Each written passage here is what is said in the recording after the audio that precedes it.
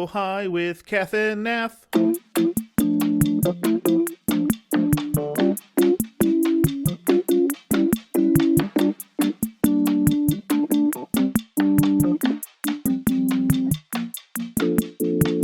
Oh, hi, Kath. Hi, Nath. How is your day? Well, I'll tell you what, so far it's going real great. I have managed to lock myself out of my Twitter account. And so that's where it's starting, which I feel like is real great. And it happened because I decided I would change my password. I didn't really need to. I don't know why any of this has happened. You woke up today, go, you know what should be changed? My passwords. And here we are. It's never Luckily, a you don't bad need that for feeling. work at all, by the way. Well, actually, the way I use Twitter, I don't really need it for work at all. So it's True, true. it works out fine. But I'll just have to retweet Muppet History on one of my other accounts. A top 5 account for me. So good. It's so good. It's so good. Where was life? Remember when Twitter was fun? Like 2008?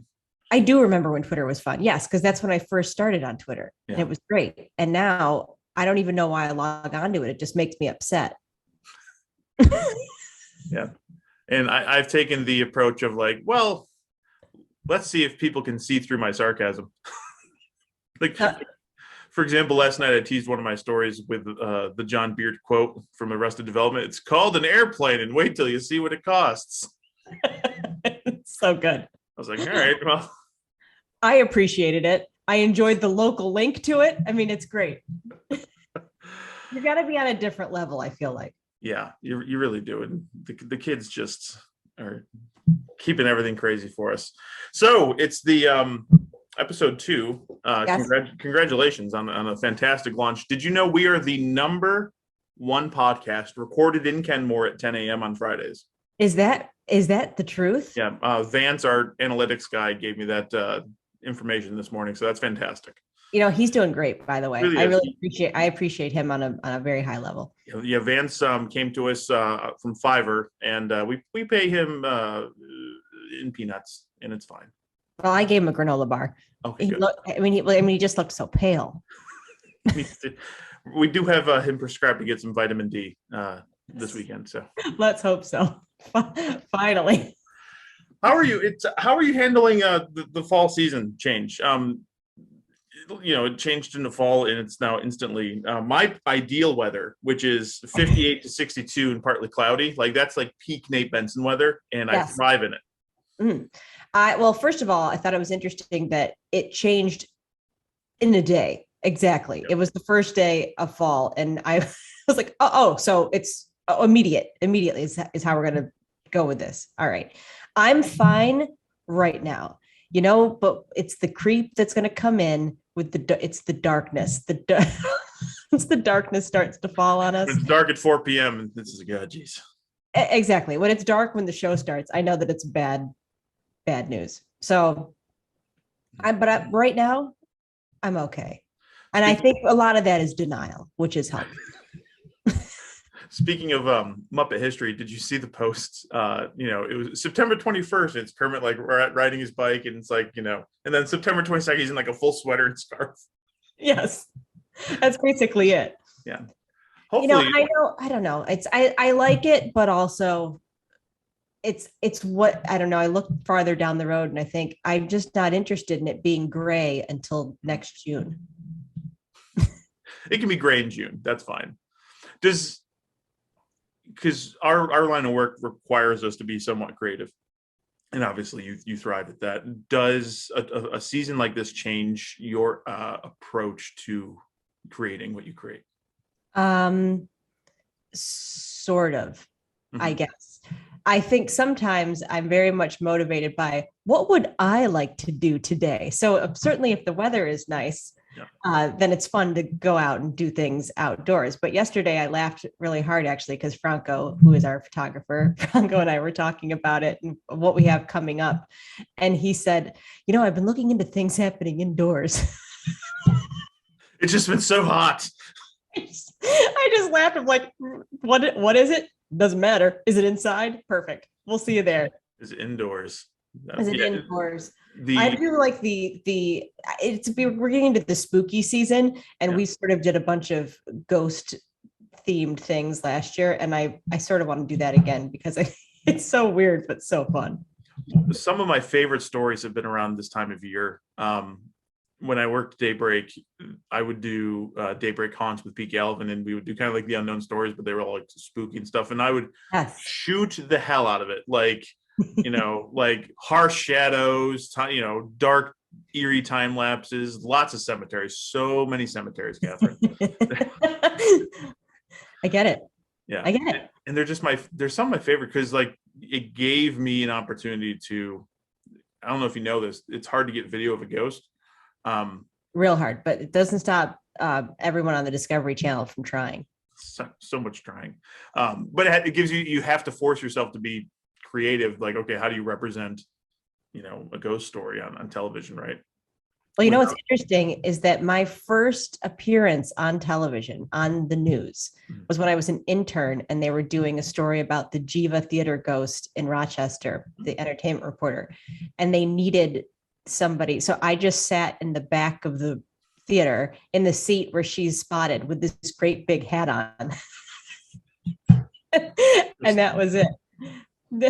I did. It was blurry. I'm sure it exists somewhere and someone could probably dig it up and send it to me. But yes, it was sitting in the back, walking around, essentially just being a creep in a great big hat, which seems like very on brand for me now that I look back. And I did probably a dozen, maybe dozen and a half stories over the years, kind of spooky themed. But the one time I legitimately, and I don't get spooked by that kind of stuff too easily. The one time I did get spooked, I was one time I got spooked was at the Genesee County sanitarium, for lack of a better term. Yes. And it should be a horror movie set because it's like giant, it's cement, there's no lighting, and they're taking me through it. And whether this was planned or not, like we walk into a room and we're in this room for like a few minutes. So like the draft of us walking had already like passed based on my obviously very scientific brain. And all of a sudden, like a shirt that was hanging on like a pipe that was like kind of in the middle, it just started like rotating. Yes. And I'm like, I have to leave now. This is like, there's no reason for, like, there's no wires connected to it, just like on a hanger. And I'm like, nope, time to go. Thanks for the tour. We're going to go. There should be no shirts rotating right now. Yeah. I talked to the woman who owns that place last year. That was one of our stories. And it was fascinating because she's from California originally. And she said, no, did I ever think that I would own this giant haunted hospital? No, but here we are. But one of the things I thought that was interesting is the idea that you're the caretaker of this building, but also potentially the caretaker of its residents. Yeah. And I think she takes that seriously in a way of wanting to protect them in a way, which I thought was kind of nice, because obviously they have people come through and whatever, but wanting to make sure that people who are coming through are not being disrespectful, I guess. So it's sort of interesting. And I know some people are like, nah, but I like believing in that kind of thing mostly because it's selfish. Like a lot of things, I feel like with myself, I imagine the fun of being a specter. Wouldn't that be wonderful? More. Oh, it'd be so great just to mess with like my wife. Like if I was to drop dead today, cool. So I would do nothing but haunt my family and just like I move stuff. Nothing creepy. I'm not gonna be like coming out like but I'm gonna move stuff. My wife will never find her phone again. Yeah, I don't want the walls bleeding, No. None of that kind of business. But I probably would be much like a cat, just knocking things off of shelves and moving things around, just being a big creep, taking some naps. Every time my family bakes, I just throw an egg on the ground. Yeah. They go, there's Dad again. There he is. Always breaking the eggs. Oh. I don't know. My other favorite one was we spoke to a Seneca elder, and talking about the stone giants of Western New York, which is their version of Bigfoot again. And we had to back to Bigfoot, man. Back to there's so much of my life connects to Bigfoot.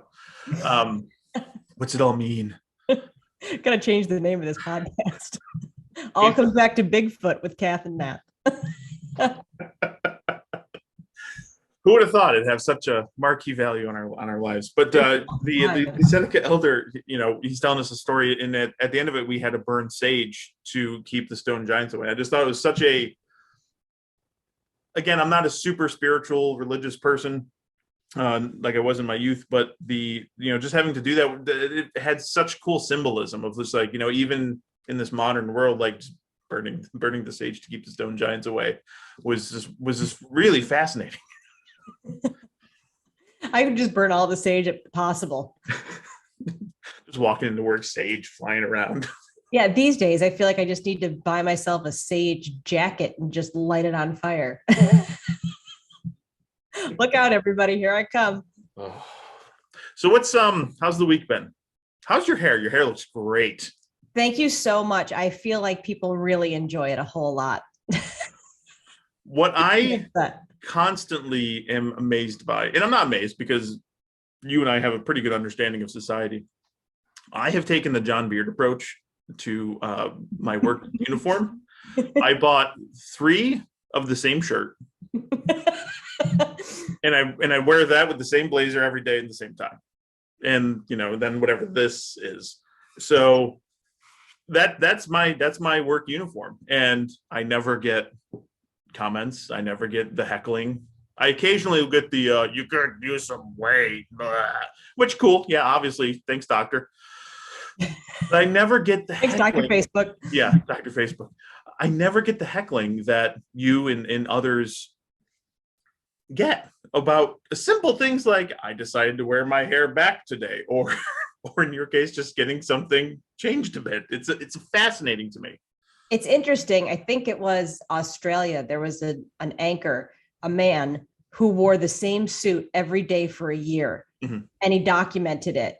And nobody said a word. Yeah. And so then he was documenting what people say to his female cohort and how he said, by the way, and then they just showed every single day that he was on the air with the same suit on and nobody said anything.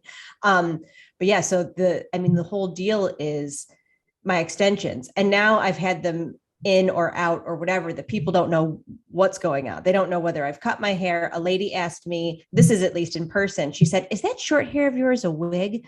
And I said, no, I'm wearing extensions. And she says, well, I like your short hair better. And it's a lot of, and this is 100% true. I wrote something about this. I haven't put it out there yet, but I've been writing about it because that's how I deal with things a lot of times. I have to get it out of my head because I ruminate on it so much.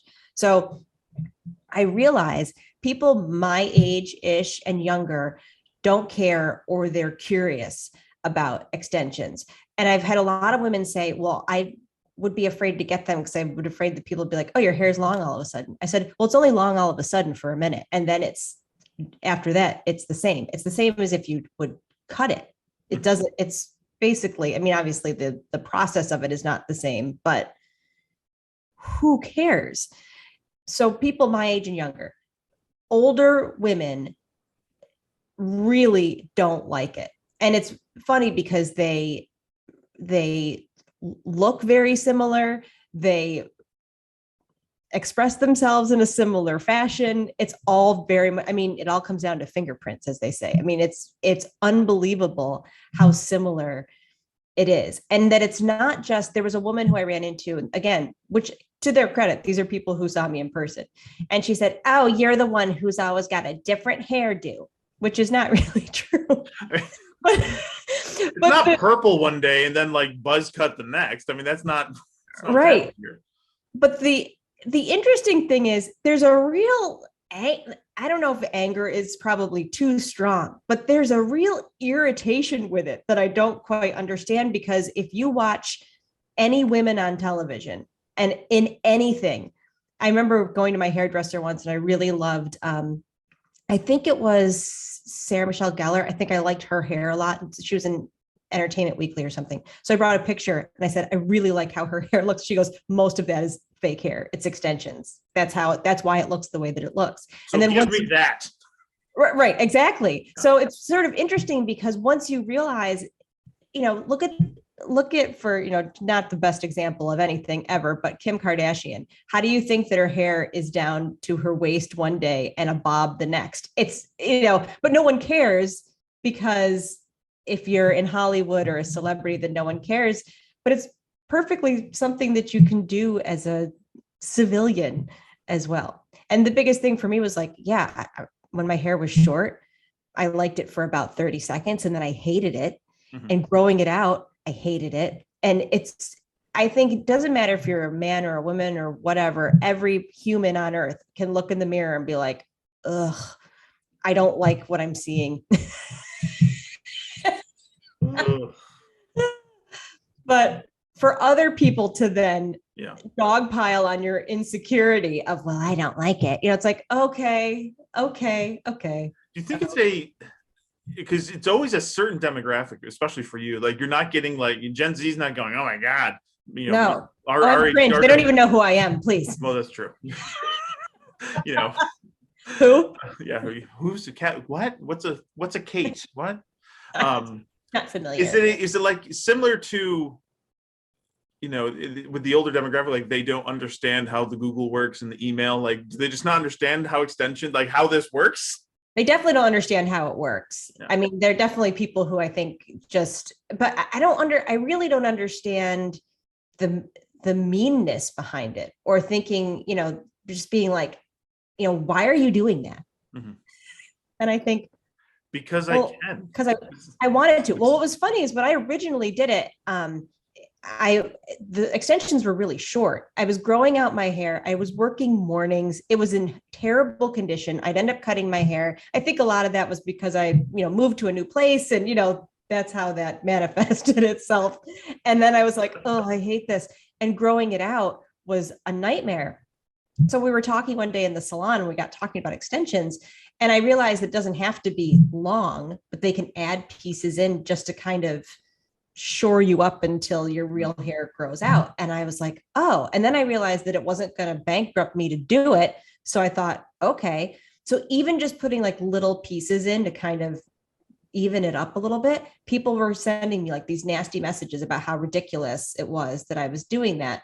And so then after that, I was like, well, then I'm just going to get them long. I mean, why am I going to sit around waiting for my hair to grow out? I might as well just do long extensions, because they're going to complain about it no matter what. And that there was this weird kind of freedom.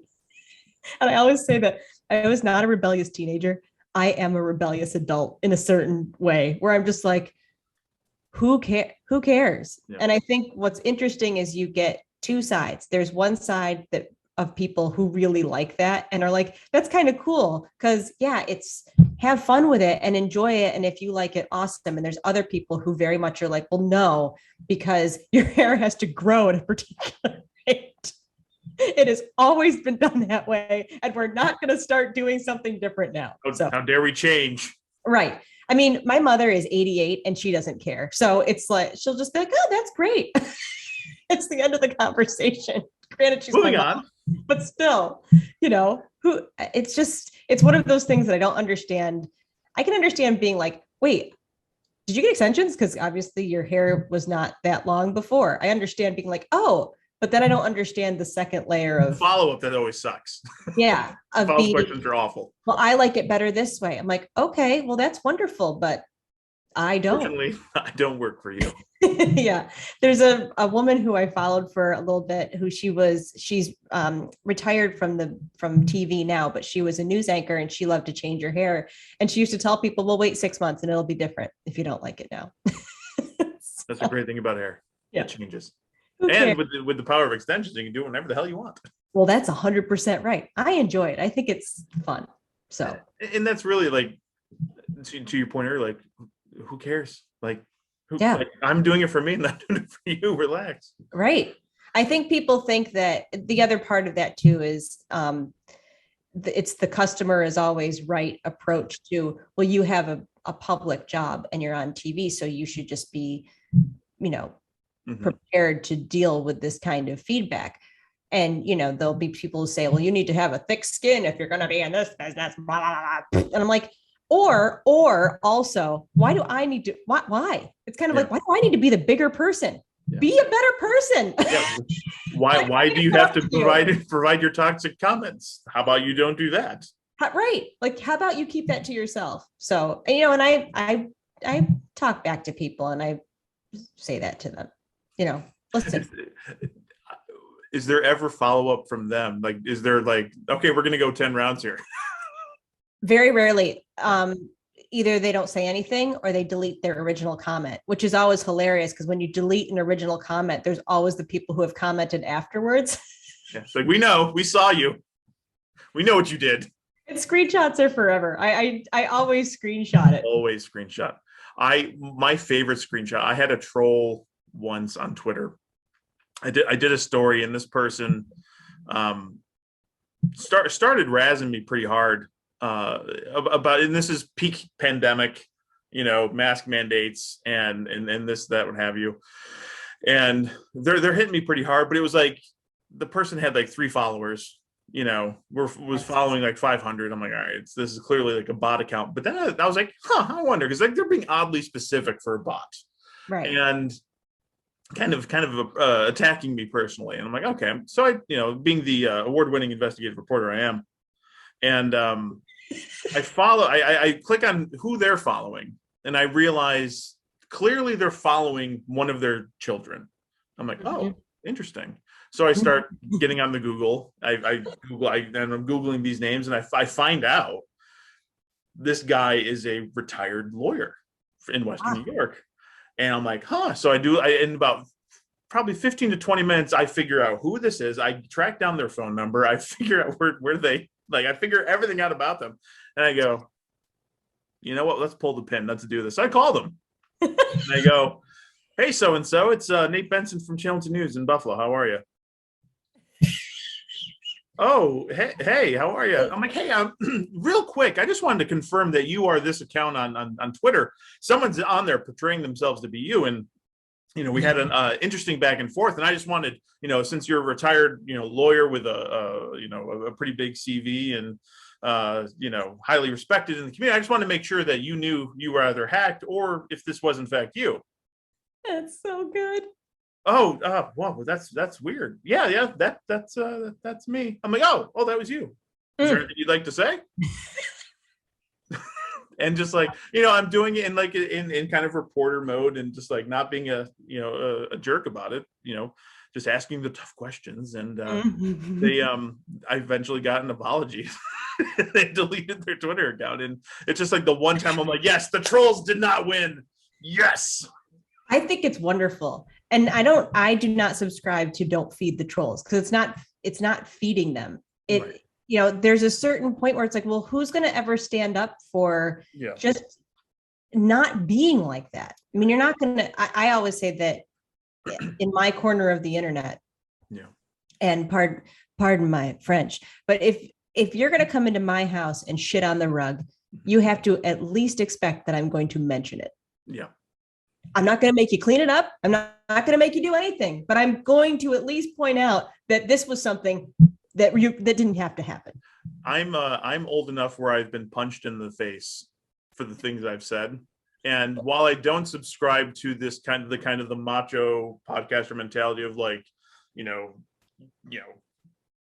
have to be old enough to get, punched in the face, blah, blah, blah. There is some sentiment that like, I know enough I've been old long enough to know, there are consequences sometimes for the things you say. And there is this kind of shield people think they have when they're on social media. They can just say whatever they want because they have an anonymous screen name or, they're, on the other side of Western New York, they're never going to find me. And then, no, wait, Nate tracked me down in 15 minutes. Yeah. It's interesting too, that I noticed that people talk about me as if I'm not there. They'll say she or Kate or something. And I think fascinating that you think I have a team of people who are running my work Facebook account. But no, it's me, the person. Hello. I mean, just me and Brian the cat. If you get two people having a conversation about you, it's the weirdest thing on earth. You're like, Guys, I'm right here. Guys, I exist, guys. Hello. This whole time. Excuse me. I've been here the whole time. The whole time? The whole time. It's one of my favorite quotes from Mrs. Doubtfire, by the way. Oh, My brother and I would randomly just be in separate rooms and just go, the whole time? The whole time? It's like, what? What? My mom's like, what are you two crazy people doing? You're like, oh, that's a great question. Yeah, we still don't know. Still don't know. We have no idea. I'm seeing him for the first time. This will get released. I saw my brother for the first time in like a year in Cleveland. I think it went great. He's on tour with 9 Inch Nails. He's Trent Reznor's guitar tech. So that's, a flex. Me, so awesome. I did a story about airline prices. So Thanksgiving's awkward. he's got the stories. What an incredible life. Yeah. Just from town to town, setting up guitar. Trent apparently loves to like throw guitars in the air. Just throws them in the air, and then they crash, and Pat has to glue them back together. Do you imagine that work is work for everybody, even if you have what sounds like to everyone else a really cool job? Can you imagine just be like, yeah, well, try gluing back together 12 guitars. Yeah, maybe not throw them as high this time, Trent. Thanks. I mean, what a lot of glue.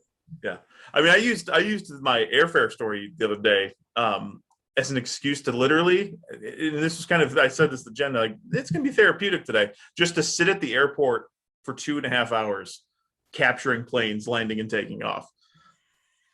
It was like 40-mile-an-hour winds just pelting me in the face. I had my, rain jacket on and just standing there, take off, landing, take off, landing, take off, landing, doing, and just, it was so therapeutic because like, this is all I'm doing at the moment. I'm not scrambling to hold, some politician. I'm capturing planes. And that it was so perfect for the day. There are moments that this job ends up being great because you just think to yourself, look at what I'm doing right now. Yeah. I mean, I think it was, a week ago, I felt like I had so many things that I had to do. And then if I listed them off, it was like, okay, so we're going to go to the aquarium and meet the penguins. I got to talk to that fighter pilot. I'm going to talk to Keith Morrison later. I mean, it was, when you listed out someone, if I told my 7th grade self, hey, listen, this is what your job is going to be, she would be psyched. She'd be so amped. Yeah. But then you see it as like, I got all this stuff to do. I know, right? I got to write the voice out. I got to write the script. I got to do the tweet. I got to make the Facebook post. Don't forget about the Facebook post. Oh my God. I don't have to worry about the tweet right now though. So that's good. Yeah. That's one thing off my plate. Fingers crossed. Unless some hacker has already broken in and is posting porn under my name. Let me know. I was just checking for that actually. Reach out. Hey, is that's hysterical. Oh my goodness. You're no porn on the account. Oh, so good. Okay, good. I feel good about that. Great. Nice. The last thing you tweeted was 2 days ago. Okay. I mean, nobody can see what I'm looking at, so I'm just, that's interesting. Okay. That's interesting. Ooh, this is great. This is great content. All right, Catherine. Well, sounds like we've had just a jolly good time this week. And what should we tease for next? And next week, I want to hear about Keith Morrison, because that had to have been a bucket list interview for you. Well, I mean, yes, but yes, we can talk about it. And why I personally felt bad for Keith Morrison. Yeah. All right. Well, until next time, Kath. All right, Nath. Onward. By episode 10, we're gonna figure out how to open and close these shows, but we're gonna workshop it. Yeah, it's not going great right now. Okay, goodbye. Bye.